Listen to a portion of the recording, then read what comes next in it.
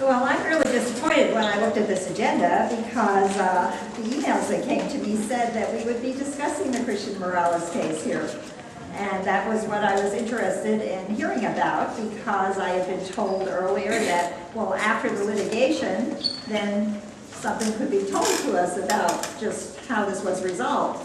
And particularly since Christian was very severely injured in this altercation, and that he did settle, but he settled because he was so scared and upset because apparently 4 other officers were harassing him during the period when he had this litigation against the city. And I mean, what has happened with these 4 officers, and what about the other officer that dragged him apparently over to the car where he got the concussion?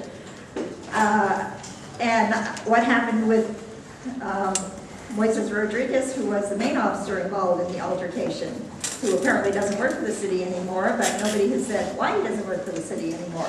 And actually, I get a lot of comments from people which are rather troubling to me. Now, my interactions with the police have been very positive, and I've found them to be very professional, and I've had no problems, but I know there is one person who refused to come here tonight and will not talk about how some officers actually drew guns on his wife twice in his front yard because he felt there was no cause for that. She just wanted to know why they were harassing their son in the front yard.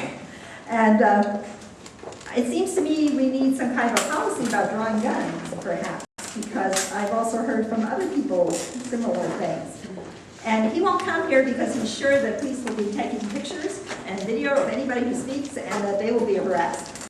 And he doesn't want to be harassed, is what he said to me.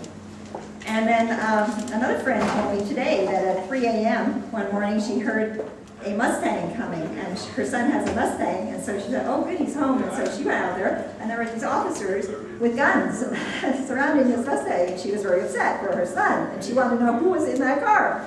And they said, telling her, get in the house, and they pointed that gun at her, which is very inappropriate. And she wouldn't go in the house until she found out who was in that car, because she was concerned about her son. It turned out it was her nephew, and that he apparently had fled because there had been a drive-by incident at the taco shop where he was eating, and that was the closest place to come where he felt safe. But, I mean, and then, you know, and I was just outside the library, actually, talking to some people about the GMO seed. And this man comes up to me and says about how the police almost killed his son, and about how concerned he was, and about how we needed a police review commission. And then he wished I would bring that up. And I thought, well, I don't know who he is, and I have not been able to contact him since then. But I mean, just out of the blue, somebody said that to me. And then someone else, her husband was a police officer in Chula Vista, and while he said there are a lot of very fine people who are police officers and very professional, he actually quit because he thought there was too much social injustice and too much stereotyping. And it upset him so much that he didn't want to be in that position anymore. And also, people who have had lawsuits with the city, I think it's not just Christian Morales who's complained about being harassed by the police, but I've got somebody else, Frank, or who thought that the police followed him all the time while he was in his lawsuit with the city.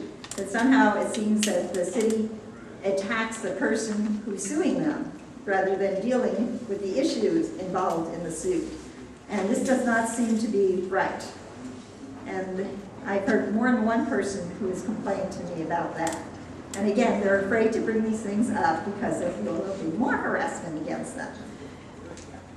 Now, I don't know why the police think they need to get involved in these kinds of things, which, like, for example, over at Castle Park recently, last December, where the code enforcement officer decided she wanted access to everybody's property so she could look for all these code violations. And the community was opposed to that. And apparently she sends this email to a police officer and asks him to come with her so she can get cooperation from the neighbors.